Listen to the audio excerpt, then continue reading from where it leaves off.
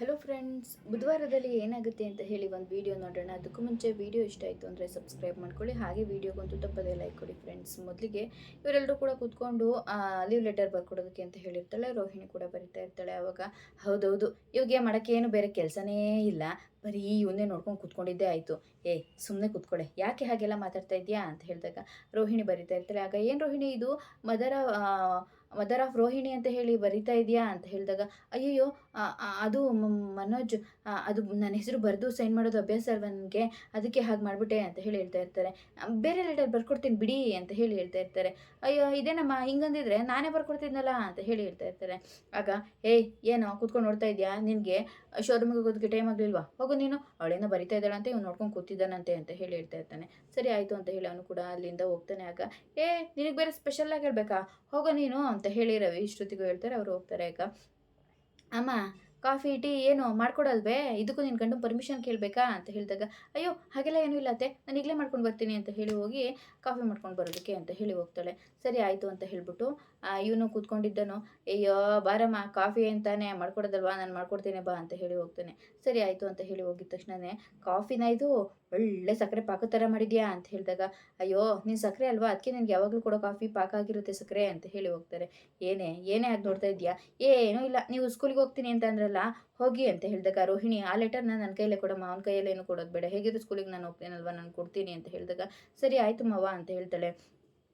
ಆ ಕಡೆ ಹೋಗಿದ ತಕ್ಷಣವೇ ಇವ್ಳು ಶಾಂತಿ, ಅಣ್ಣವರು ಅದು ಯಾವುದೋ ಫಿಲಮಲ್ಲಿ ಶರ್ಟ್ ಹಾಕ್ಕೊಂಡು ಪ್ಯಾಂಟ್ ಹಾಕೊಳ್ಳೋದಲ್ಲೇ ಬಂದಿರ್ತಾರಲ್ಲ, ಆ ಥರ ಕೆಲಸ ಮಾಡ್ಕೊಂಡ್ಬಿಟ್ಟಿದ್ದೀರಾ, ಮೊದಲು ನೀವು ಪ್ಯಾಂಟ್ ಹಾಕ್ಕೊಂಡು ಬನ್ನಿ ಅಂತ ಹೇಳಿದಾಗ, ನನಗೆ ಗೊತ್ತು ಕಣೆ ಏನು ಹಾಕೋಬೇಕು ಏನು ಹಾಕೋಬಾರ್ದು ಅಂತ, ನೀನು ಬಾಯಿಗೆ ಸ್ವಲ್ಪ ಬೀಗ ಹಾಕು ಅಂತ ಹೇಳಿ ಅಲ್ಲಿಂದ ಹೋಗ್ತಾರೆ. ಎಲ್ಲರೂ ನನಗೆ ಬುದ್ಧಿ ಹೇಳೋರೆ ಅಂತ ಹೇಳಿ ಅಲ್ಲಿಂದ ಹೋಗ್ಬಿಡ್ತಾಳೆ. ಈ ಕಡೆ ನೋಡಿದ್ರೆ ಡ್ಯಾನ್ಸ್ ಕ್ಲಾಸಲ್ಲಿ ಡ್ಯಾನ್ಸ್ ಮಾಡಿಸ್ತಾ ಇರ್ತಾಳೆ. ಅದೇ ಟೈಮಿಗೆ ರತಿ ಇದ್ದವಳು ತಲೆ ಸುತ್ತಿ ಬಿದ್ದೋಗ್ಬಿಡ್ತಾಳೆ. ಇದೇನಮ್ಮ ಏನಾಯಿತು ಅಂತ ಹೇಳಿದಾಗ, ಮದನ್ ನೋಡಿದ್ರೆ, ಅಯ್ಯೋ ಆಂಬುಲೆನ್ಸಿಗೆ ಫೋನ್ ಮಾಡೋಣ, ಹಾಸ್ಪಿಟ್ಲಿಗೆ ಕರ್ಕೊಂಡು ಹೋಗೋಣ, ಡಾಕ್ಟ್ರನ್ನ ಕರ್ಸೋಣ ಅಂತ ಹೇಳ್ತಾ ಇರ್ತಾನೆ. ನೀನು ಸುಮ್ಮನೆ ಬಾಯಿ ಮುಚ್ಕೊಂಡಿರು ಅಂತ ಹೇಳಿ ರೂಮ್ ಒಳಗಡೆ ಕರ್ಕೊಂಡು ಬಂದು, ಇದೇನೇ ಹಿಂಗಾಗೋಯ್ತು ಅಂತ ಹೇಳಿದಾಗ, ಏನೇ ಮಾಡೋದು ಅಂತ ಯೋಚನೆ ಮಾಡ್ತಾ ಇರ್ತಾರೆ. ಅಷ್ಟರಲ್ಲಿ ಸರಿ ಆಯಿತು, ಇವಾಗ ಹೋಗ್ಬಿಟ್ಟು ಡಾಕ್ಟ್ರನ್ನ ಕರೆಸ್ಬೇಕಲ್ಲ, ನಮ್ಮ ಮನೆ ಪಕ್ಕದಲ್ಲೇ ಡಾಕ್ಟರ್ ಇದ್ದಾರೆ ಕಣೆ, ಅವ್ರನ್ನ ಕರ್ಕೊಂಬರ್ತೀನಿ ಅಂತ ಹೇಳಿ ಕಸ್ತೂರಿ ಹೇಳ್ತಾರೆ. ಮೊದಲು ಕರೆಸು ಅಂತ ಹೇಳಿದಾಗ ಸರಿ ಅಂತ ಹೇಳಿ ಡಾಕ್ಟ್ರು ಫೋನ್ ಮಾಡೋದಕ್ಕೆ ಹೋಗ್ತಾರೆ. ನೀರು ಹಾಕಿದ್ರು ಕೂಡ ಅವಳು ಎಚ್ಚರ ಆಗ್ತಾ ಇರೋದಿಲ್ಲ. ಸೂರ್ಯ ಮತ್ತು ಮೀನಾ ಇಬ್ಬರು ಕೂಡ ಹಾಸ್ಪಿಟಲ್ಗೆ ಮಗುನ ಕರ್ಕೊಂಡು ಬಂದಿರ್ತಾರೆ. ಅಷ್ಟರಲ್ಲಿ ಇವಳು ಕೂಡ ಬಂದಿರ್ತಾಳಲ್ವ, ಅವ್ರು ಬಂದಿರೋದನ್ನ ನೋಡಿ ಬಾಗಿಲಿಂದ ಬಚ್ಚಿಟ್ಕೊಂಡ್ಬಿಡ್ತಾಳೆ. ಅಯ್ಯೋ ಅಮ್ಮ ಹೇಗಿದ್ದೀರಾ ಅಂತ ಹೇಳಿದಾಗ, ಬಂದ್ರಪ್ಪ ಮೀನಾ, ಸೂರ್ಯ ಚೆನ್ನಾಗಿದ್ದೀರಾ, ಕ್ರಿಶ್ ಹೇಗಿದೆಯಾ ಅಂತ ಹೇಳಿದಾಗ, ಚೆನ್ನಾಗಿದ್ದೀನಿ ಅಂತ ಹೇಳ್ತಾನೆ. ಆಗ ಹೇಗಿದ್ದೀರಾ ಅಮ್ಮ, ಪರವಾಗಿಲ್ಲಪ್ಪ, ಟೆಸ್ಟ್ ಏನೋ ಮಾಡಬೇಕು ಅಂತ ಹೇಳಿದ್ದಾರೆ ಅಂತ ಹೇಳಿ ಹೇಳ್ತಾ ಇರ್ತಾನೆ. ಅದಾದಮೇಲೆ ಮೀನಾ ನೆನಪಿಸ್ಕೋತಾಳೆ, ಬಿಲ್ಲನ್ನು ಕಟ್ಟಿ ಅದೇನು ನಾಯಿ ಬೆಲ್ಟ್ ಕಟ್ಟೋದು, ಇಲ್ಲ ನಾಯಿಗೆ ಊಟಕ್ಕೆ ಹಾಕೋದು ಅಂತ ಅಂದ್ಕೊಂಡಿದ್ದೀರಲ್ಲ, ಹಂಗೆ ಅಂದ್ಕೊಂಡಿದ್ದೀರಾ, ಕಟ್ಟಿ ಅಂತ ಹೇಳಿದರೆ ನೆನಪಿಸ್ಕೊಂಡು ಬೇಜಾರು ಮಾಡ್ಕೋತಾ ಇರ್ತಾಳೆ. ಅದು ನಾವೇ ಬಿಲ್ಲೆಲ್ಲ ಕಟ್ತೀವಮ್ಮ, ಟೆಸ್ಟ್ ಏನಿದೆ ಅಂತ ಹೇಳಿ ನಾವೇ ಕೇಳ್ತೀನಿ ಅಂತ ಹೇಳಿದಾಗ, ಅಯ್ಯೋ ಅದೆಲ್ಲ ಏನೂ ಬೇಡ ಸೂರ್ಯ, ನಾನೇ ಮಾಡಿಸ್ಕೋತೀನಿ, ನಾನೇ ದುಡ್ಡು ಕೊಡ್ತೀನಿ ಅಂತ ಹೇಳಿದಾಗ, ಪರವಾಗಿಲ್ಲ ಬಿಡಮ್ಮ ಅಂತ ಹೇಳ್ತಾರೆ. ಅಲ್ಲಮ್ಮ, ನೀವು ನಿಮ್ಗೆ ಆಕ್ಸಿಡೆಂಟ್ ಆಗಿರೋ ವಿಚಾರನ ನಿಮ್ಮ ಮಗಳಿಗೆ ಹೇಳಿಲ್ವಾ ಅಂತ ಹೇಳಿದಾಗ, ಅಯ್ಯೋ ಸೂರ್ಯ ಇಲ್ಲ ಕಣಪ್ಪ, ಹೇಳಲಿಲ್ಲ. ಯಾಕೆ ಅಂತ ಅಂದರೆ, ಇಷ್ಟು ದಿನದವರೆಗೂ ನನ್ನ ಮಗಳು ಇಲ್ಲೇ ನಮ್ಮ ಜೊತೆನೇ ಇದ್ಲು, ಆದರೆ ಇವಾಗ ಸ್ವಲ್ಪ ದಿನದಕ್ಕೂ ಮುಂಚೆ ಮಾತ್ರನೇ ಅವಳು ದುಬೈಗೆ ಹೋಗಿರೋದು, ಅಲ್ಲಿ ಒಳ್ಳೆ ಕೆಲಸ ಸಿಕ್ಕಿದೆ ಅಂತ ಹೇಳ್ಬಿಟ್ಟು ಹೋದ್ಲು. ಇವಾಗ ಏನಾದರೂ ನಾನು ಫೋನ್ ಮಾಡಿದ್ರೆ ಮತ್ತೆ ಅವಳು ಇಲ್ಲಿಗೆ ಓಡಿ ಬಂದುಬಿಡ್ತಾಳೆ ಕಣಪ್ಪ, ಆವಾಗ ಅವಳ ಕೆಲಸ ಎಲ್ಲ ಹೋಗ್ಬಿಡುತ್ತೆ, ಒಳ್ಳೆ ಕೆಲಸ ಸಿಕ್ಕಿದೆ ಅಮ್ಮ ಅಂತ ಹೇಳ್ತಾ ಇದ್ಲು, ನನ್ನಿಂದ ಆ ರೀತಿ ಆಗೋದು ನನಗೆ ಇಷ್ಟ ಇಲ್ಲ ಕಣಪ್ಪ ಅಂತ ಹೇಳಿದಾಗ, ಹೌದಾ, ಸರಿ, ಆಯಿತು, ನಾನು ಹೋಗಿ ಡಾಕ್ಟ್ರ್ ಹತ್ರ ಮಾತಾಡಿಕೊಂಡು ಟೆಸ್ಟಿಗೆಲ್ಲನೂ ಬರ್ಕೊಂಬರ್ತೀನಿ ಅಂತ ಹೇಳಿದಾಗ, ಸರ್ ಟೆಸ್ಟಿಂದೆಲ್ಲ ತೊಗೊಂಡು ಬಂದಿದ್ದೀನಿ, ಇದೆಲ್ಲ ಅದಕ್ಕೆ ಫೀಸ್ ಕಟ್ಟಬೇಕು, ಈ ಫೀಸ್ ಎಲ್ಲ ಕಟ್ಟಾದಮೇಲೆ ನೀವು ಬಿಲ್ ಪೇ ಆಗಿದೆ ಅಂತ ರಿಸಿಪ್ಟ್ ಕೊಡ್ತಾರೆ, ತೊಗೊಂಡು ಬಂದು ನಾನು ಕೊಟ್ಟರೆ ಟೆಸ್ಟಿಗೆ ನಾನು ಕರ್ಕೊಂಡು ಹೋಗ್ತೀನಿ ಅಂತ ಹೇಳ್ತಾರೆ. ಕುಡಿ ಅಂತ ಹೇಳಿ ತೊಗೊಂಡು ಹೋಗ್ತಾನೆ. ಅಮ್ಮ ನೀವು ಜ್ಯೂಸ್ ಕುಡೀರಿ ಅಂತ ಹೇಳಿ ಜ್ಯೂಸ್ ಕುಡಿಸ್ತಾ ಇರ್ತಾಳೆ. ಅಷ್ಟರಲ್ಲಿ ರೋಹಿಣಿ ಓಡೋಗಿ ಬಚ್ಚಿಟ್ಕೊಂಡ್ಬಿಡ್ತಾಳೆ. ಅದಾದಮೇಲೆ ಮತ್ತೆ ತಗೊಂಡು ಬಂದು, ಅಮ್ಮ ಬಿಲ್ಲೆಲ್ಲ ಕಟ್ಟಾಗಿದೆ, ನೀವು ಟೆಸ್ಟಿಗೆ ಹೋಗಿ ಅಂತ ಹೇಳಿದಾಗ, ಸರಿಯಪ್ಪ ತುಂಬ ಥ್ಯಾಂಕ್ಸ್, ಅದು ಅಲ್ಲದೆ ನನಗೆ ಆಕ್ಸಿಡೆಂಟ್ ಆದಾಗ ನಾನು ಕ್ರಿಶ್ ಬಗ್ಗೆನೇ ಯೋಚನೆ ಮಾಡ್ತಾ ಇದ್ದೆ, ಈಗ ಮತ್ತೆ ಒಂದು ಜವಾಬ್ದಾರಿನ ಹೆಂಗೆ ಕೊಡೋದಿಲ್ಲ, ನಾನು ಸಂಬಂಧಿಕರ ಮನೆಗೆ ಬಿಡ್ತೀನಿ ಅಂತ ಹೇಳಿ ಹೇಳ್ತಾ ಇರ್ತಾನೆ. ಆಗ ಏನು ಸಂಬಂಧಿಕರ ಮನೆಗ, ಅದೆಲ್ಲ ಯಾಕಪ್ಪ, ಅದೆಲ್ಲ ಏನು ಬೇಡಮ್ಮ, ನಾವೇ ನೋಡ್ಕೋತೀವಿ ಅಂತ ಹೇಳ್ತಾ ಇರ್ತಾರೆ. ಬೇಡ ಕಣಪ್ಪ, ನಿಮ್ಮ ಮನೆಯಲ್ಲಿ ಅಂತ ಹೇಳಿದಾಗ, ನೋಡಪ್ಪ ನಮ್ಮ ಮನೆಯಲ್ಲಿ ಯಾರು ಬೇಡ ಅನ್ನೋದಿಲ್ಲ, ನಮ್ಮ ಅಪ್ಪನೂ ಅಷ್ಟೇ, ನಿಮ್ಮಮ್ಮ ಅಂತ ಹೇಳಿದಾಗ, ನಮ್ಮಪ್ಪ ಹೇಳಿರೋ ಮಾತ್ರ ಮೀರೋದಿಲ್ಲಮ್ಮ, ನೀವೇನು ಬೇಜಾರು ಮಾಡ್ಕೋಬೇಡಿ, ನಾನು ಪ್ರತಿ ಸಲ ಹೀಗಾದಾಗಲೂ ನೀನೇ ಬರ್ತೀಯಪ್ಪ ಅಂತ ಹೇಳಿದಾಗ, ಹೌದಮ್ಮ ನನಗೂ ಹಾಗೆ ಅನಿಸುತ್ತೆ, ಕ್ರಿಶ್ಗೂ ಆ ಮನೆಗೂ ಏನೋ ಸಂಬಂಧ ಇದೆ ಅನಿಸುತ್ತೆ, ಅದಕ್ಕೆ ಪ್ರತಿ ಸಲ ಅವ್ನಿಗೆ ಏನೇ ತೊಂದರೆ ತೊಂದರೆ ಆದರೂ ಕೂಡ ನಾವೇ ಇರ್ತೀವಿ ಅಂತ ಹೇಳಿ ಹೇಳ್ತಾ ಇರ್ಬೇಕಿದ್ರೆ ಇವಳಿಗೆ ತುಂಬಾ ಬೇಜಾರಾಗ್ಬಿಡುತ್ತೆ ರೋಹಿಣಿಗೆ. ಡೋರ್ ಹತ್ರ ಬಂದು ಮತ್ತೆ ನಿಂತ್ಕೊಂಡು ಕೇಳಿಸ್ಕೊತಾ ಇರ್ತಾಳೆ.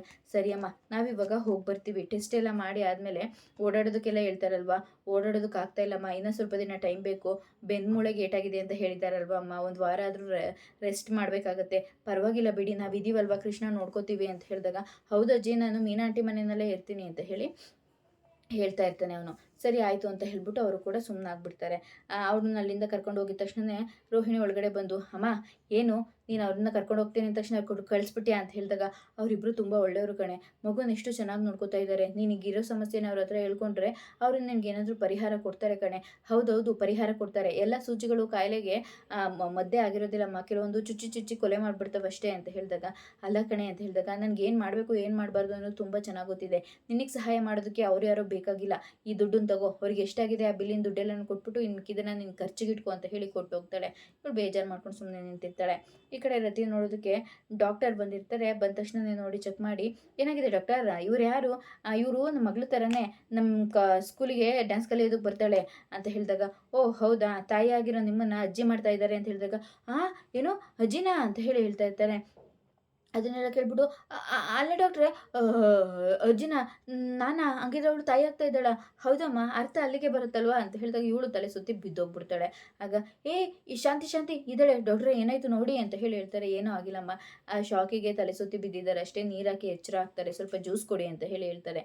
ಸರಿ ಆಯಿತು ಅಂತ ಹೇಳಿ ಅವ್ರು ಅಲ್ಲಿಂದ ಹೋಗ್ತಾರೆ. ನೀರು ತಂದು ಹಾಕಿದ್ಮೇಲೆ, ಅಯ್ಯೋ ಏನಾಯ್ತು ಶಾಂತಿ, ಎದಳೆ ಅಂತ ಹೇಳಿ ಎಬ್ಬಿಸ್ತಾ ಇರ್ಬೇಕಾದ್ರೆ ಅವ್ರನ್ನೆಲ್ಲ ಕಳಿಸ್ಬಿಡ್ತಾರೆ. ಸರಿ ಆಯಿತು ಅಂತ ಹೇಳಿ ಅವರೆಲ್ಲರೂ ಕೂಡ ಹೋಗ್ತಾರೆ. ರತಿ ಬೇಜಾರು ಮಾಡ್ಕೊಂಡು ಬರ್ತಾ ಇರಬೇಕಿದ್ರೆ ಮದನ್ ಬಂದು, ರತಿ ಅಂತ ಹೇಳಿದಾಗ, ನಾನು ಅವತ್ತೇ ಬೇಡ ಅಂತ ಹೇಳಿದೆ, ಆದರೆ ನೀನು ನನ್ನ ಮಾತನ್ನು ಕೇಳಲೇ ಇಲ್ಲ, ಇವಾಗ ನಮ್ಮ ಮನೆಗೆಲ್ಲ ವಿಚಾರ ಗೊತ್ತಾಯಿತು ಅಂತಂದರೆ ಎಷ್ಟು ಪ್ರಾಬ್ಲಮ್ ಆಗುತ್ತೆ ಗೊತ್ತಾ ಅಂತ ಹೇಳಿ ಕೋಪ ಮಾಡ್ಕೊಂಡು ಹೋಗ್ಬಿಡ್ತಾಳೆ. ಇವನು ಕೂಡ ಹಿಂದೆನೇ ಹಾಗೆ ಹೋಗ್ತಾನೆ. ಅದಾದಮೇಲೆ ಇವಳಿಗೆ ಎಚ್ಚರ ಆಗುತ್ತೆ.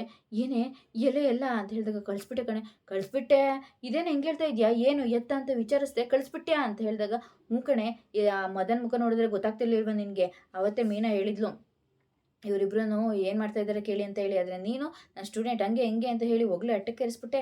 ನೋಡಿದ್ಯಾ, ಅವತ್ತು ಸೂರ್ಯ ಹೇಳಿದ್ದ ಡ್ಯಾನ್ಸ್ ಕಲಿಯೋ ಕೋಣೆ ಒಂದು ಬಿಟ್ಟು ಇನ್ನು ಮಿಕ್ಕಿದ್ದೆಲ್ಲ ಕೋಣೆಗೂ ಬೀಗ ಹಾಕಿ ಅಂತ ಹೇಳ್ಬಿಟ್ಟು, ಆದರೆ ನೀವು ನನ್ನ ಮಾತೆ ಕೇಳಲೇ ಇಲ್ವಲೇ ಅಂತ ಹೇಳಿದಾಗ, ಅಲ್ಲ ಕಣೆ ಇದೇನೇ, ಇವನು ಗಣೇಶನ ಕೂರಿಸೋದಕ್ಕೆ ನಮ್ಮನೇನೇ ಬೇಕಾಗಿತ್ತಾ, ಅದು ನಾನು ಡ್ಯಾನ್ಸ್ ಕ್ಲಾಸು, ಅವ್ರ ಮನೆಯವ್ರಿಗೆಲ್ಲ ಗೊತ್ತಾದರೆ ಏನು ಮಾಡೋದು ಶಾಂತಿ, ಅಯ್ಯೋ ಸುಮ್ಮನಿರೆ, ಅವ್ರಿಗೆಲ್ಲ ಗೊತ್ತಾದರೆ ನಮಗೇನೆ ನಾವೇನು ಅದನ್ನೆಲ್ಲ ಮಾಡೋದಕ್ಕೆ ಹೇಳಿದ್ವಾ ಅಂತ ಹೇಳಿದಾಗ, ಶಾಂತಿ ಏನಾದರೂ ಹೆಚ್ಚು ಕಡಿಮೆ ಆಗಿ ಮನೆ ಹತ್ರ ಹುಡ್ಕೊಂಡ್ಬಂದ್ಬಿಟ್ರೆ ಡ್ಯಾನ್ಸ್ ಕ್ಲಾಸಿಗೆ ಒಂದು 3 ದಿನ ರಜೆ ಕೊಟ್ಬಿಡೋಣ ಕಣೆ ಅಂತ ಹೇಳಿ ಹೇಳ್ತಾ ಇರ್ತಾರೆ.